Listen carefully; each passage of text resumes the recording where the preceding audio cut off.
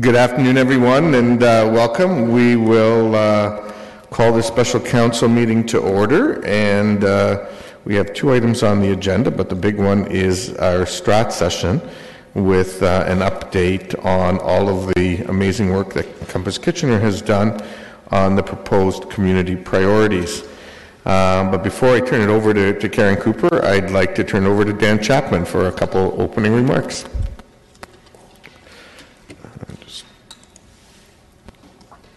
Hang on. Go ahead, Dan. Thank you, Mayor Verbanovic.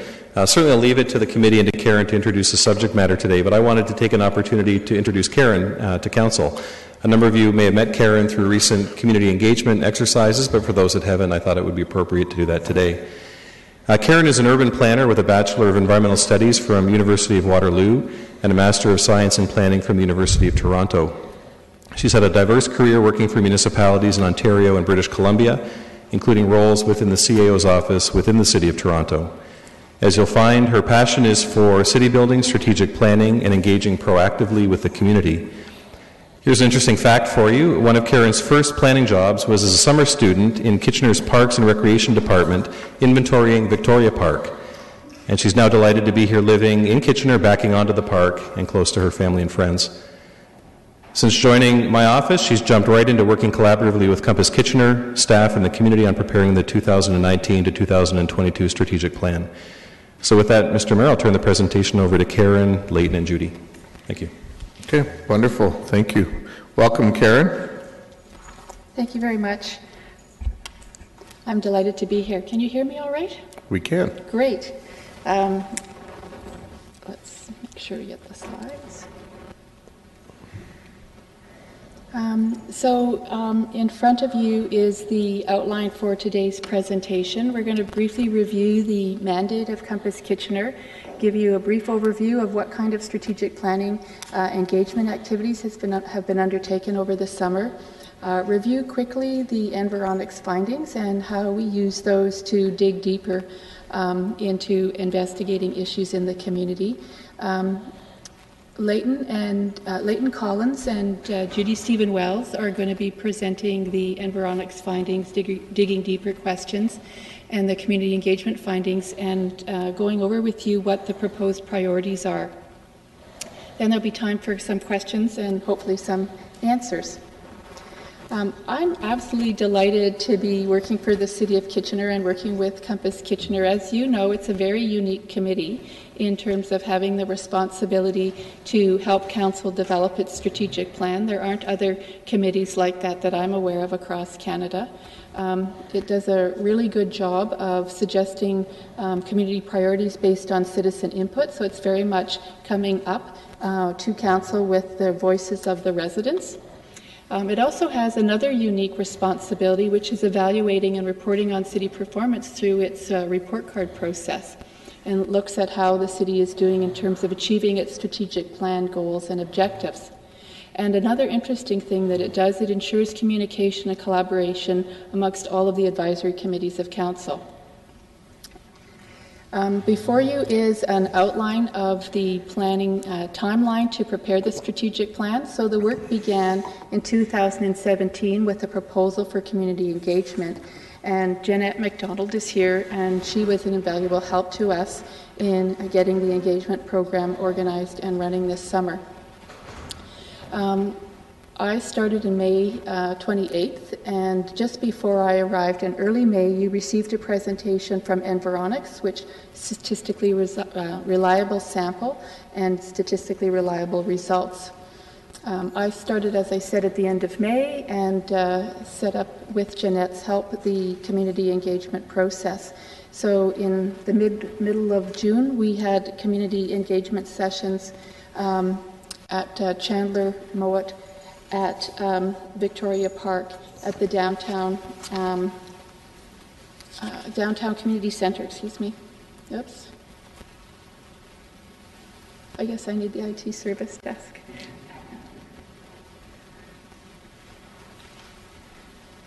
They'll get it back for you. There we go. There we go. Thanks so much.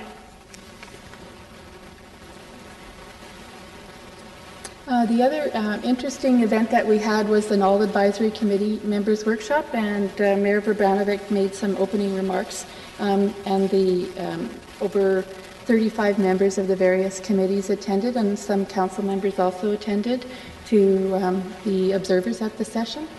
And then we had an Engage Kitchener online survey that attracted over 75 survey responses. And I'll turn it over now to Compass Kitchener representatives to talk about the Environics findings.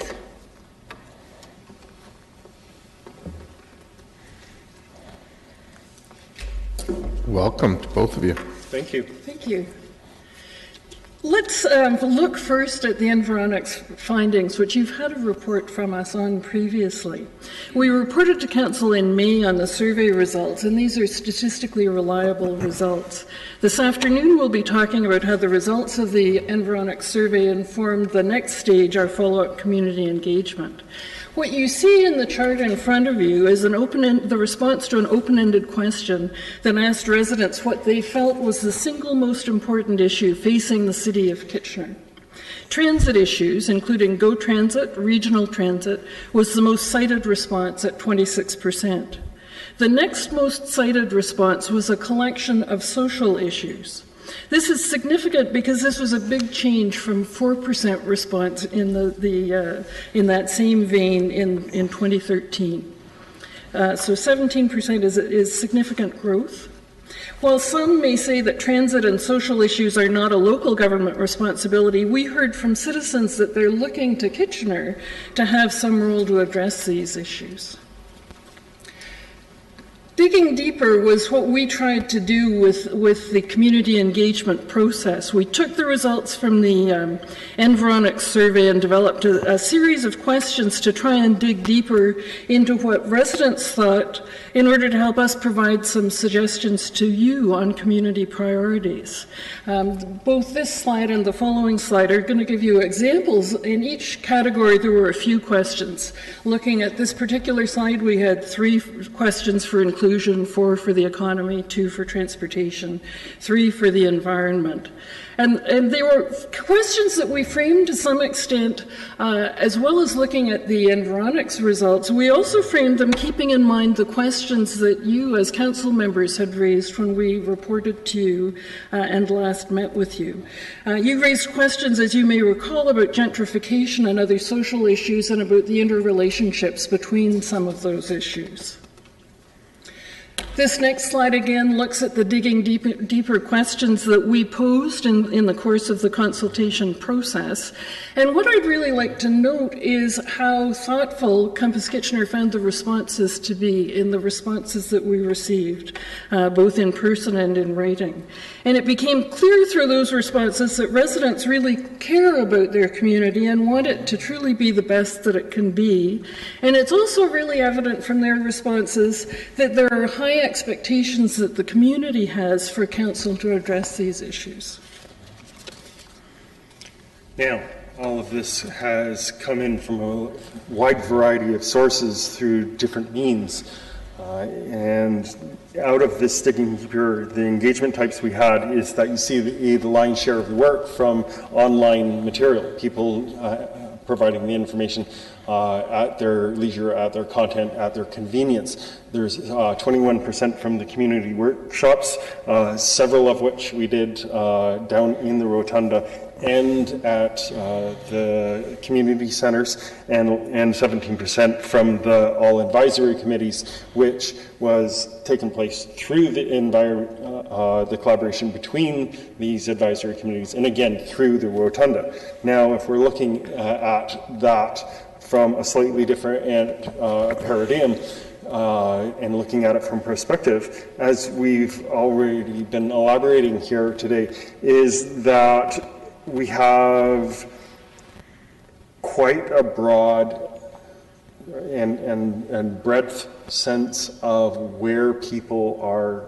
thinking about what's most important to them. And this is one of the areas that's going to be the greatest challenges for council and staff going forward, is because we're right across there. It's like there's transportation and infrastructure, there's the economy, environment, inclusion, as we were talking about a few minutes ago, taxation, communication, which goes to the open government that we were talking about a few months ago, and city services and the effectiveness of them. This next slide is essentially, it's not an accurate Venn diagram, but it shows the overlap and the interdependency between each of these four areas: the environment, social, economic, and the organizational excellence of the city.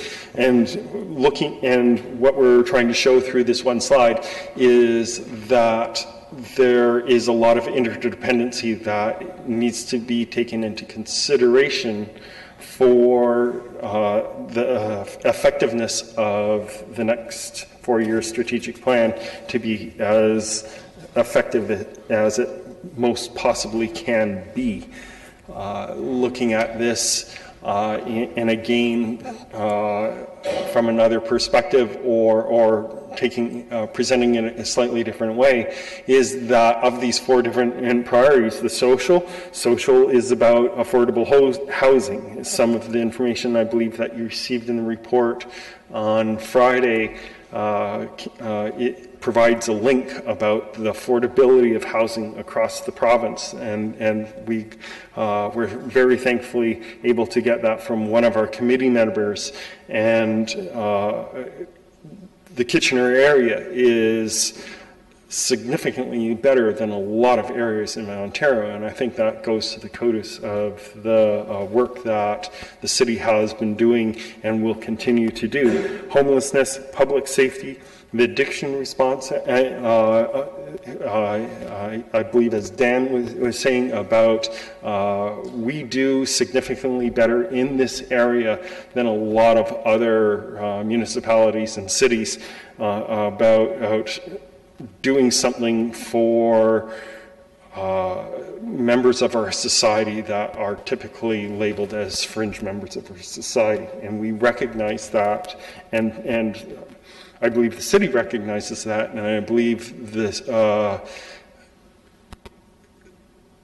people who have provided input to this information are acknowledging that we're doing a good job relative to a lot of other areas within the province. Environment, transportation, as we've heard in various ways, the urban forestry, infrastructure, reducing that impact on environment and addressing climate change while maintaining growth management.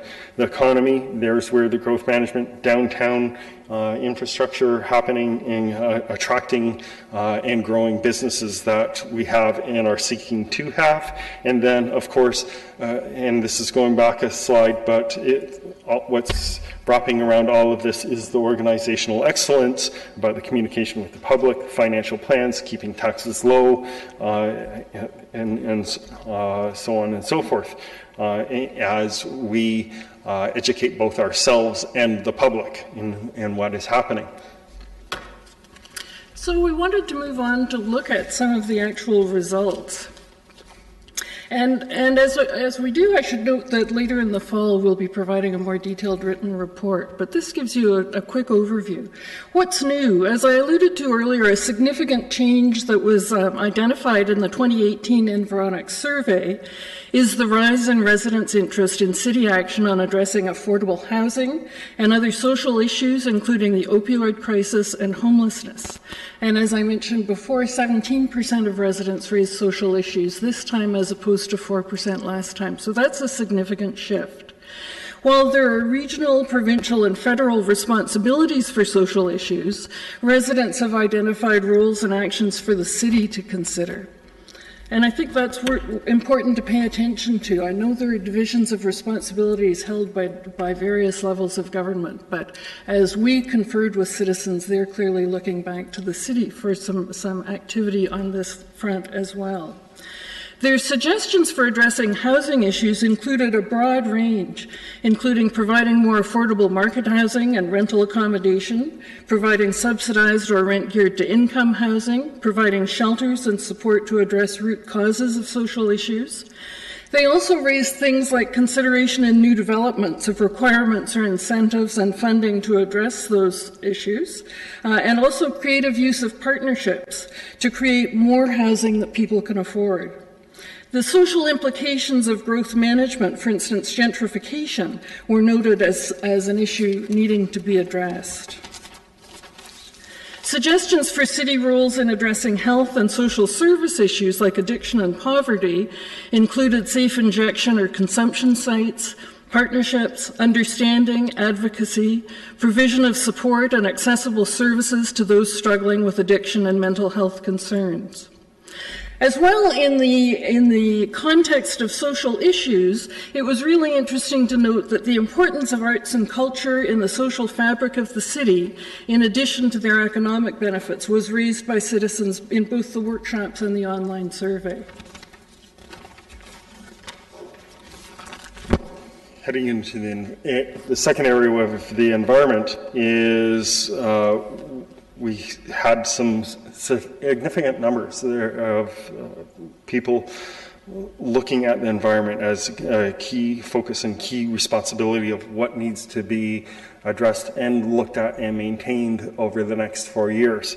73% of residents looking at roads, pipes, infrastructure. 63% of residents looking at the impact on the environment on what we do. 59% looking to improve the areas of health, and I think that's something that even carries over from last summer. So people are actually committed and concerned to this, where there were a lot of trees being cut down, and nobody knew why.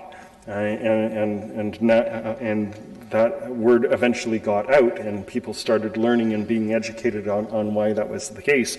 But it wasn't a one-shot deal. It's something that, from the survey just a few months ago, that people are still concerned with, still want attention to be paid to this area as part of the strategic plan of what we're doing going forward. 55% of the residents about flooding and weather and temperature issues.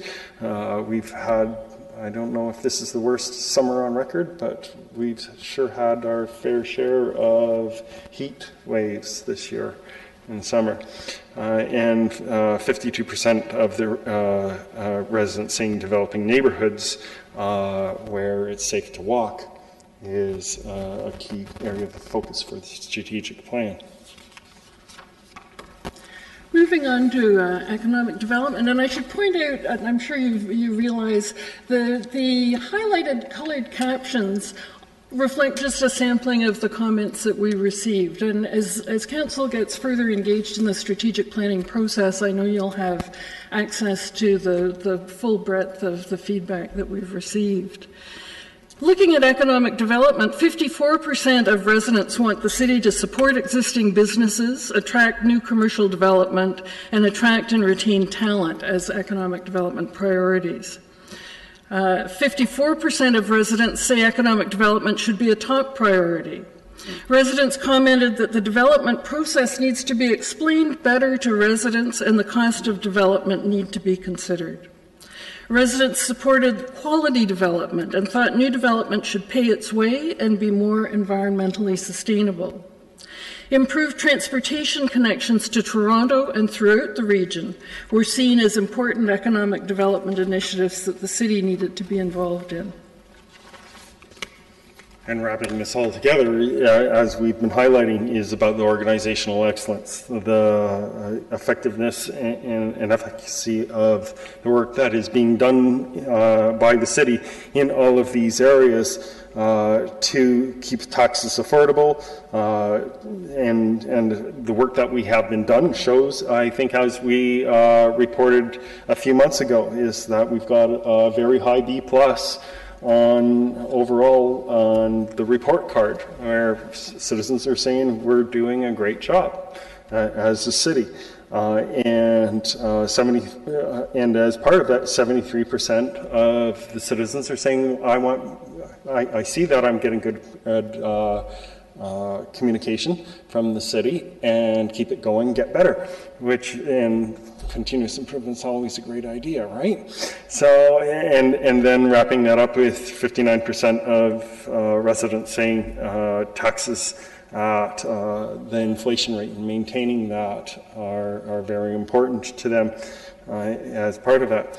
So wrapping this all up, we are suggesting or recommending to council and the city, from the work that we've been doing, that social, environmental, economic, and community priorities are the key areas of focus for the strategic plan going forward. And I would also like to take this opportunity to thank council and the staff for the confidence that you've shown in Compass Kitchener, and offer kudos also to my colleagues within Compass Kitchener and all of the staff and other advisory committees that we've been working with over the past almost 2 years in getting to where we are today and moving us forward from here, I'm sure. Thank you. Okay, wonderful. Well, thank you very much. And let me begin by again saying thanks to the two of you, but in fact to the whole committee for your work during this current appointment of Compass Kitchener. But in fact, for many of you over the last 4, or in some cases even more years, that you've done the work. And I know you've heard me say this before, but I think the existence of Compass Kitchener and our very comprehensive strategic planning process is one of the strengths of our community, and that fact that we have a citizens committee that takes such a comprehensive look at things and, quite frankly, holds council accountable as well in terms of how well we are doing or not doing in certain areas. I think is extremely important and beneficial, and I think more communities across Ontario and the country, in fact, could benefit from looking at this model and incorporating it. But it wouldn't be possible without the dedication of citizens like yourselves. So thank you for that. There are a number of members of council that have some questions, so we'll turn to them, and I have just maybe a couple points at the end as well. Councillor Ioannidis. Thank you, Mayor Urbanovic, and thank you again for coming in. And your information that you guys always provide is just a wealth full of information, and it's definitely tools that I appreciate on a regular basis. The questions that I'm want to ask is, in particular, one with the social, and I've noticed that there's a big there's about 13% increase with the social needs. When you guys went through with all the public engagement and everything else, because again, I know you guys did say that there are regional issues and some in other jurisdictions, but what I would like to see is how was that proposed to the residents in what do they think the city can do? Like, do they want us to overlap services from the region, or how do they suggest that we tackle this when there's other organizations dealing with this? I think there were a range of suggestions brought forward from basics, developing community understanding around issues, advocating on behalf of certain issues with other levels of government, looking at development tools and other elements that the city can bring into play to potentially assist in nurturing the development of affordable housing. So whether it's a question of looking at or exploring requirements that as new projects are developed, there are components of affordable housing of various types considered. People talked about looking at quality development that puts more of the elements that people need within walking and cycling distance of their homes, so that there's less transportation and life becomes more affordable because you're doing things in your immediate community. Looking at incentives that recognize or that reward private sector activity that responds to some of the problems. So I think people are struggling to find solutions, and I don't know that they're saying do the same things that other levels of government are given responsibility for, but advocate and use the tools you have to support what others are doing. Okay, that's great, and I don't disagree. I think there is tools there for us. My other question is in regards to with that is, did you guys engage with the region, because a lot of this is dealing with them? Were they involved in some of these discussions? We really focused on City of Kitchener alone, and we realized that that becomes a complex challenge in the context of a community like ours. But our focus was to engage residents of the City of Kitchener in the public consultation process. Okay, thank you. And my last question, and it's sort of related to the stuff that you had mentioned about building nodes and more complete communities. What we find often here is when we're looking at trying to build sustainable properties, in particular downtown, like from the development community, we often find challenges with residents who are screaming that we don't want this in our backyard kind of thing. And so how do you propose we manage those expectations, or how do we get that message out to residents to say what are the consequences if we don't support those types of developments? I know it's a pretty loaded question. Yeah, I don't know that we have a magic solution, but I think education and dialogue and communication are a key part to keep people apprised of what the city is doing and the rationale behind what it's doing. Yeah, I think you've seen, we've all seen on social media lately about what fire starters, a variety of topics are, from housing being a right to, as you're saying, it's like not in my backyard, what are there, pot shops and so on and so forth. And I've been saying myself, tongue-in-cheek, to various people, including Dan, just before today's session, I really don't relish the work that's before you guys, ladies and gentlemen, for the next 3 to 6 months, because it's quite a big mountain, or what do they say, quite a big elephant to start trying to chow down on. And you just got to take it one piece at a time, or one bite at a time. Here. No, that's great. I just wanted to make the point that Compass Kitchener is presenting what the citizens provided. We don't have the answers. We're going to be working with staff and council members over the next coming 6 months to come up with some suggestions about how to implement actions under these different priority areas. I agree. I don't expect the answers, but I was hoping that you would hear some answers from residents and get some feedback, because often we hear problems, but we never hear what people's solutions are or what they want from us. So that's where I was going with that. But so we did hear lots of solutions, and so we're going to be going through all of them for the environment, for the economy, and for the social issues. We asked what should the city's role should be, and they gave us lots of comments. Okay, great. Thank you. Councillor Over Netsky. 1,800. Yeah, thank you very much for your presentation, and thanks for the good news that we're doing a good job in comparison to the other municipalities. That's always nice to hear.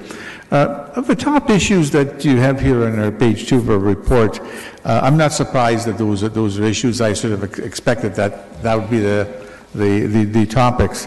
2 of them I would just want to focus on. I just, as an aside, the development infrastructure, traffic, road congestion, road repairs, a lot of it is municipal related. We're doing it, and it's, we're addressing those issues right now. Inadequate transit, we know it's a regional responsibility there, but, and you also referred to two-way GO trains, which is appreciated, but what component of the inadequate transit are they most concerned about? They covered the whole range. I can't hear you. They covered the whole range of issues. Yeah. Everything from GO Transit or access or faster access to the GTA, to the LRT, to bus, to cycling, walking within neighborhoods, the Iron Horse Trail. Yeah. Do they feel if the LRT is running, it'll address some of these issues? I mean, we have it built, but we don't have the trains yet, so nothing's happening. So it's like a missing link. Yeah. And once the trains come, maybe will that solve a chunk of the problems? Yes. And I think what you're hearing to some extent is I can't quite hear you, sorry. I think what we're hearing to some extent is a buildup of frustration because we don't have the LRT yet, so the problems haven't been solved. I think people struggle with how we've integrated the cycling trails or haven't integrated them so that they can really pass from area to area. I think some struggle with how they do business here but get to Toronto and other centres that are key to their business activities. So we're hearing about challenges on a number of levels, and your point's well taken, what about the LRT? But I think the reality for people is it's under construction, it's not functioning yet, so people are still struggling with those challenges. Right. The other item I want to touch base on is the hospitals and health care. I mean, that's the responsibility of the province, et cetera. So what's the concern that has been raised in terms of hospital health care? It was more in terms of mental health supports in the community. There was a lot of comments that some of the issues that we're having downtown are people actually needing mental health support as opposed to being picked up by the police. That was a big comment. The other point was that it's becoming more and more expensive for residents to have access to medical services, and there was a concern about how there's less money to do other things. So it was a bigger global issue than like the city could address, but it's the residents are concerned as things become more expensive to live in Kitchener. Every little dollar starts to add up to some people. We really heard that loud and clear, people concerned about the affordability to live here. Right. In your report on that page 2, when you got those top 7 issues, you've got the percentages, and then in brackets you've got A minus with a number or a plus. Does that mean that it's 6, like in the transit one, it's 26%, then it says minus 6. Does that mean there's 6% lower this time than the last time the survey was done? So Yes, it's not as much of a concern as it was in 2013? Yes, it compares 2013, which is the number in the brackets, and the number outside of the brackets is 2018. So some went up and others went down? Yes. Yeah. Okay, thank you very much. Councillor Fernandez. Thanks. It was good to hear and see some of what I heard when I attended one of the public engagements reflected here. I think that's important. And you talked a lot about interdependence between priorities, and I think that's really, really critical. When you tie them together, so being able to get on transit, because it would then connect you to city services, which makes it more inclusive for our community members to get to where they need to go. It also safeguards our environment from urban sprawl. Was there? So, I mean, it's hard to pull out, one or two really big issues when you've got such a diverse amount of conversation happening. I mean, outside of obviously the social issues, which had a substantial increase, was there a theme, or was there something that was running through the conversations that you would say, yeah, that's really what we need to focus on? The main theme was that these issues are interrelated, and that they need to be looked at through some kind of a sustainability lens, and looking at sustainability as these are the pieces that are going to contribute, the social, the environment, and the economic are going to contribute to a good city of Kitchener. Don't do one thing in isolation. Think of how they interrelate. That was a very strong theme. Yeah, I think you're right, because there's a trickle-down effect. If we don't protect the environment, then we have all these other issues. I'm glad to see the environment still has a high priority, because I sometimes feel that it goes by the wayside. But parks, pipes, and pavement, although that's not the wording that was used in some of your discussions, that's really the essence of all of those environmental, social, and economic priorities. Would you not say? It comes to the very basis, right, of what a city needs to do. And people talked about the overlaps. For instance, looking at economic development and the importance of the environmental issues being addressed, and this feeling like a community that is forward-looking in terms of how it honors and integrates the environment with its city plans, that factors into who wants to live and work here. So I think what we kept seeing, this is the same idea with arts and culture. On the one hand, it's an important element from an economic development perspective in terms of having things that people can do in their non-working hours.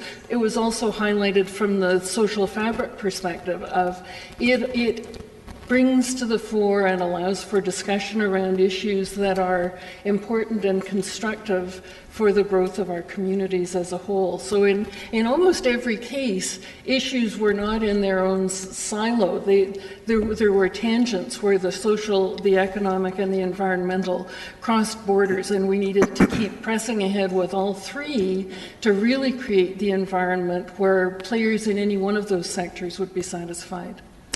And usually when Venn diagrams are used, I mean, I use them with students when we're trying to create a story or an essay, that center piece where everything connects, is usually you have a word or a key phrase or something like that. It sounds to me like that is very hard for you to have pulled that out of all of this engagement. With that, is that so? Except if you're looking for a key word, probably the key word is sustainability. On the opposite perspective of that is that when you ask somebody about inclusivity means something very different to basically everyone within the community. So some people, and some people very much more passionate than others, that if there's well-lit cycling trails and good signage related to that, that makes them feel more connected and a member of and a valued and integral member of the society. And other people have other issues within that 1,800 plus topics or pieces of information that we've received that cycling is barely on the radar. So this is where the challenge is going to be for council and staff and the advisory committees going forward to determine, okay, how do we balance something out so everybody gets something? Yeah, thank you very much for doing this, because I think your challenge and our challenge as a council will be to find the actionable items that we can actually, what can we do to fulfill all of the different public interests and requests and desires that are out there. Thank you. Okay. I have 6 people in the queue yet, and technically we have 10 minutes left for this meeting. We'll obviously go over time, but I just want people to keep that in mind because we also have a fair number of items in caucus to discuss. Councillor Marsh. Thank you, Mayor Verbanovic. I don't have a lot of questions. First of all, thank you again for all your hard work. I've been there.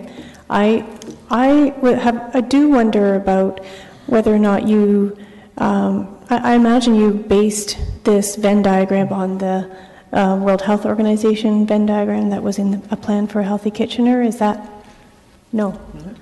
Not specifically. The committee discussed that these ideas were interrelated, and so we created a diagram to show that they were interrelated. Huh. And it does, you're correct, it does accurately display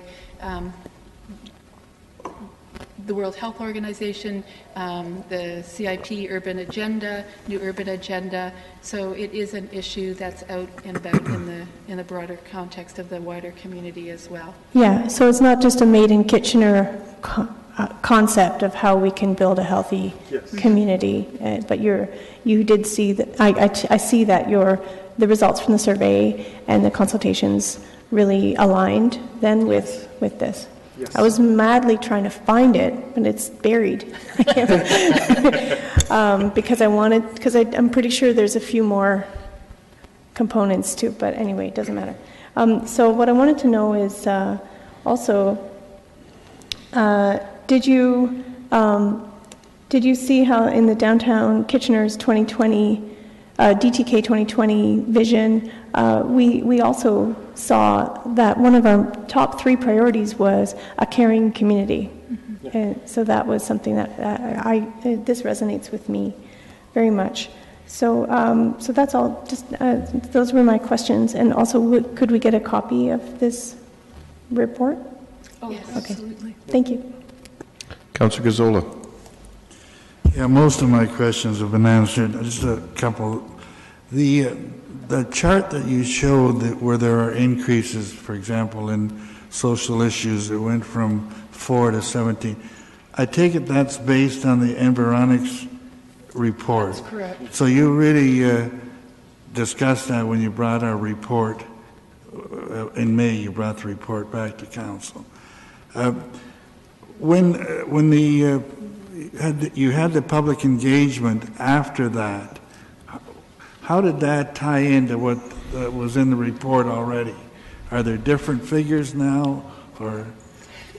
So what the committee did was they took the Environics study and they went out to the community and they asked questions to gain a better understanding. So it's more qualitative information that came back and more the feelings of the residents as opposed to the numbers. So the numbers are from Environics. Yeah, but it was based on those numbers. Yes. Now the other question I was concerned, for example, when we get into social issues, those are primarily a mandate of regional government. Now, are our residents expecting us to be involved with those in addition or in place of, or I'm not quite under, and the same thing when you get into public transit, that's a regional issue, but are people wanting us to get more involved in it?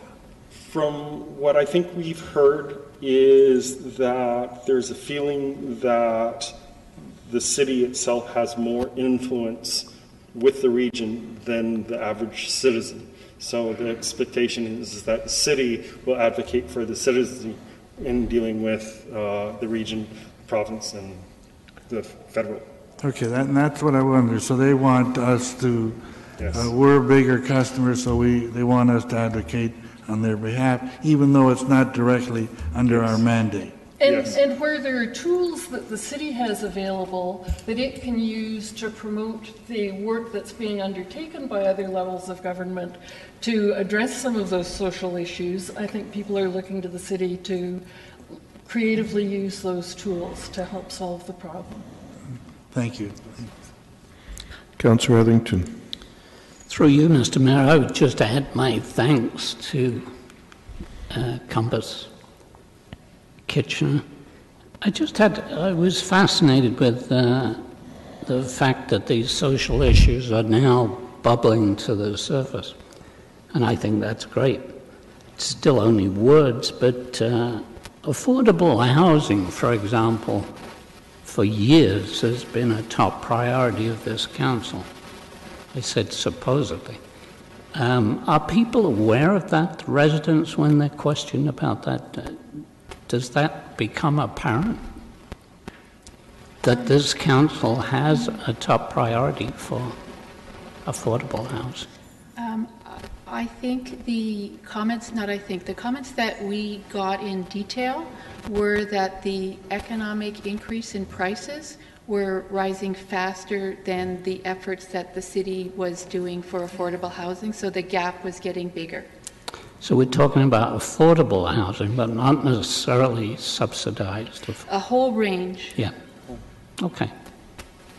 That's great. And my other question,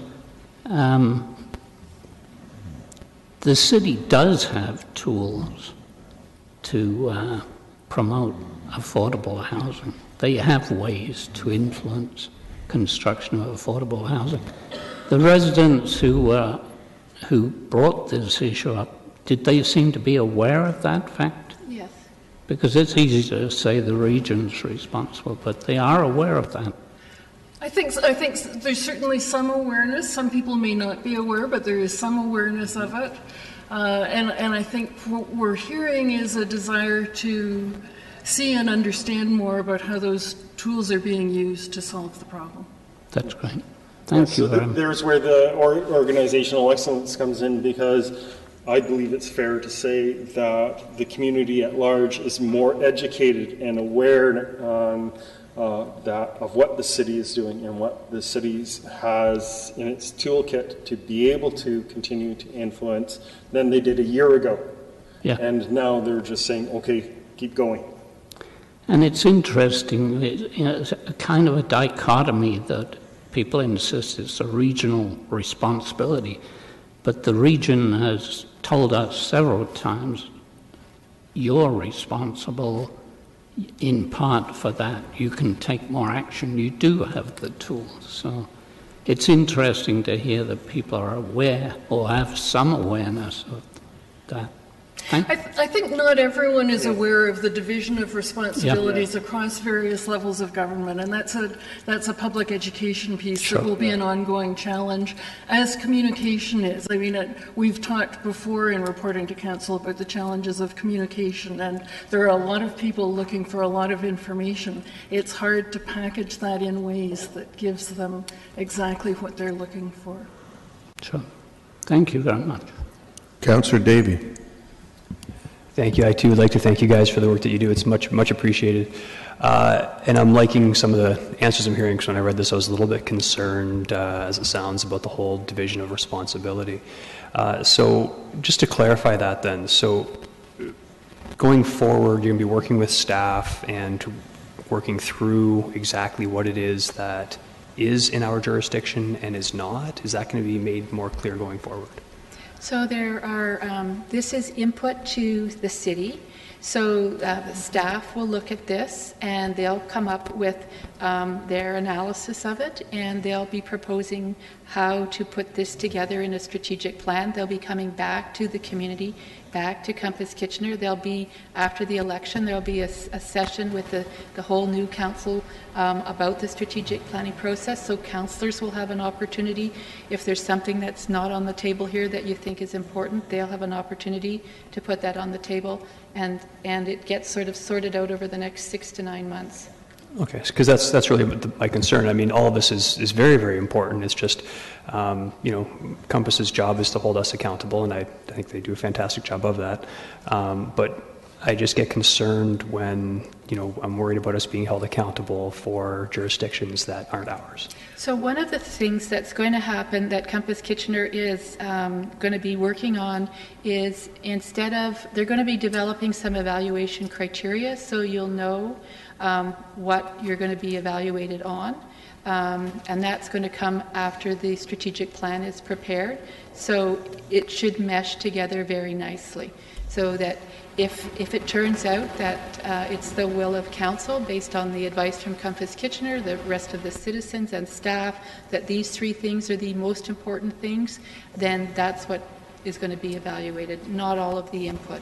Okay, you just answered my next question. The final one, that's great. I was worried about the focus as well, but that's all going to be focused in at a later point. Very good, thank you. And we're very careful in this year's report card process to ensure that we're measuring progress against the strategic plan, not against the articulation of community issues and concerns. We wanted to look at what the city had embedded in its plan and had committed to do and measure progress relative to that. And I'll only throw this in now because it probably makes the most sense, but when you are going to be looking at those measurements, I presume you're going to be looking at what makes sense for us, as well as the kinds of measurements that have come up through the community foundations work, as well as the work that's being done on the SDGs and the localization of them, so the Sustainable Development Goals, which have a whole series of measurements that are being used nationally by governments to reflect how local governments are doing on some of these things. Yes. Councillor Schneider. Thank you, Mayor Vanek, and I would like to also pile on my thanks and appreciation for all the hard work and the great information that comes from this. One of the things that kind of tweaked on me was a comment on the urban forestry initiative, and how somebody said the communication was great because it was infographic. Are we able to maybe in future sessions with Compass Kitchener drill down and find out how we can best communicate with our citizens so they can understand some issues like Councillor Ioannidis brought up, the complexities of a development and the benefits to both sides to that. It's interesting as you mentioned that infographics is a word that has surfaced in our discussions around the Compass Kitchener table a lot. We recognize that some people are looking for enormously in-depth information, but a lot of people are looking for the broad strokes and the more easily they can access that through infographics that either give them succinct, abbreviated facts in summary that are meaningful and, where appropriate, allow individuals to compare their own performance, whether it's on energy consumption or whatever, to the norms in the community, the better that is. So infographics are something we've talked about a lot. Okay, thank you. Councillor Singh. Yeah, thank you, Mr. Mayor. And like my colleagues, I also want to both congratulate and thank you for your hard work and the entire committee. This is invaluable information that's going to be important for us to, true to Compass Kitchener's name, give us direction going forward, how to set the priorities. Now, looking at the information, what jumps out at me is the 79% of citizens that are somewhat or very satisfied with their local government. So I'm assuming that our citizens do have confidence in their government. Yet at the same time, continually we see that economic development is a focal point. It seems to be one that always ranks very high, and that's still the case. And I'm assuming residents still rank that, even though they know with economic development there are other challenges that do arise, like the socio-economic issues as well as the environment that is challenged as well. So they are aware of those balances. I think so, and I think that's where we've come back to this notion of the overlap and the fact that while economic concerns, environmental and social concerns are all very important to people right now, it's looking through the lens of sustainability and at the interrelationships between the three that's coming through more clearly at this point. So you can't just do economic advancements and leave the other two spheres behind, because those will ultimately take a toll on the economic development. So if we want to develop the whole community in a sustainable fashion, we've got to be mindful of those interrelationships and keep all of the spheres advancing, not leave one of them behind. If I had to summarize this for myself to understand the information and the support, the way I see it is the residents do agree that we're in the right direction, but they're telling their leadership to find balance in the direction that we're heading. Correct? Mm-hmm. I'd use the analogy of an analytical approach of the 5 whys, where I need a good job, so why? So that I can enjoy what's going on in the community, or taking an opposite approach. I want to have the social and the environmental infrastructure as a citizen living and working in the Kitchener area, so that I can continue my own economic development along with the city, so that, and there's the why and the why and why. And as we dig deeper over the next 3 to 6 to 9 months to get a comprehensive picture on what the citizenry has been asking about in those 1,800 plus pieces of information, then we'll be able to also share collaboratively with everyone else, including council, to say, okay, here's what this means. Exactly. So, especially the 79% bodes well to those working here in City Hall staff as well as council, showing that we are doing the right things. But also, I think it's also reflective on our citizens, and you can correct me, or if you support what I'm saying, that they understand it's not one thing. Yes. It's not only social issues, it's not only environment, it's not only economic development, it's got to be everything. Yes. And they're also saying that we have the confidence in the city. 4 out of 5 people are saying, we've got confidence in the city to do this, now we just want to see you do it. Excellent, thank you. Okay, those appear to be all the questions from council. I just have one, and just following up on the social pieces, because I am quite encouraged to see that number has grown, because it it shows to me that we have a very caring and compassionate community that wants to make sure that as much as possible, we're working to ensure that everyone can see a level of success through the growth that's happening in the community, and not just portions of the community. I know early on we thought that some of it was because this survey was being done at the same time as some of the discussion around SIS. That conversation has continued throughout the throughout the last number of months. But as you dug deeper, did you get any more of a sense of what was sort of driving this to bubble up as much as it has? People were talking in their comments about the visibility of poor people in Kitchener. They were talking about the visibility of people that were obviously struggling with mental health issues. They were talking about the visibility of people with apparent drug issues in the community. And they weren't coming from a critical or a judgmental point of view. They were coming from, we need to treat people better. People need to have opportunities to get these issues addressed. And what can Kitchener do to help? That's encouraging. And did we get any sense of sort of how they feel in terms of the role that the provincial government in particular, but also the federal, what role they need to play in this, or you didn't sort of dig deep into that? No. We asked what the city's role should be. Go ahead. Yeah. Sorry. All our questions were really shaped from the perspective of what the city can do and how people feel about the city. And so we were not asking them to differentiate or critique how responsibilities are being handled at other levels of government. Okay, and that's important because, I mean, without a doubt, there are things that we can do, but it starts overlapping, and then we need, I mean, there's no question that we need to do them.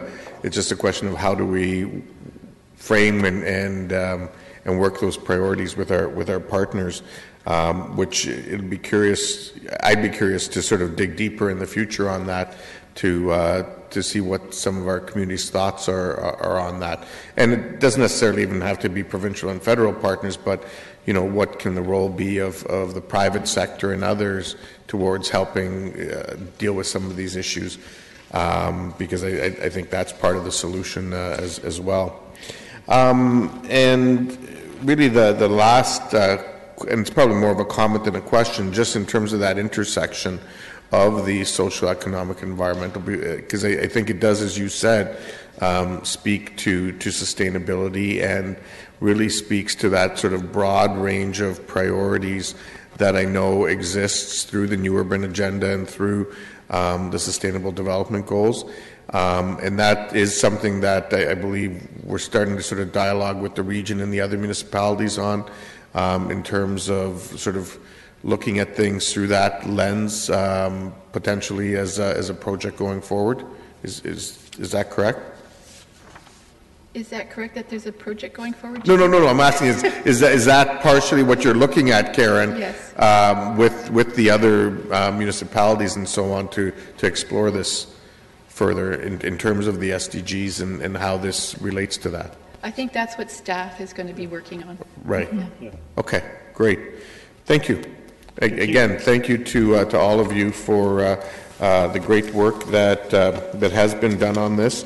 I think it's important that this information is out now. I mean, this is we've always endeavored to have this out late in the term, so that, quite frankly, all of the candidates in the elections can speak to these issues going forward, and react to them in some way, shape, or form.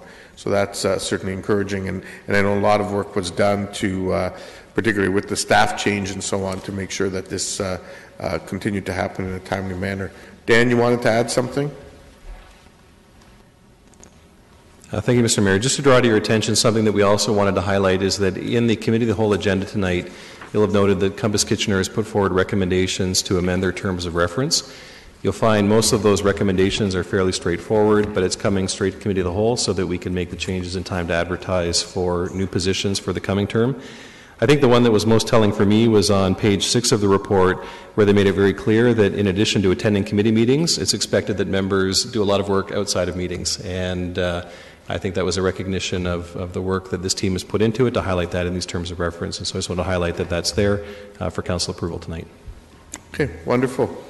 Thank you again, everybody, and look forward to seeing the next steps in the months ahead.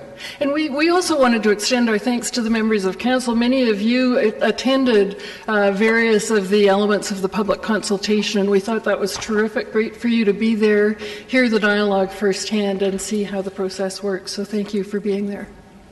Thanks a lot.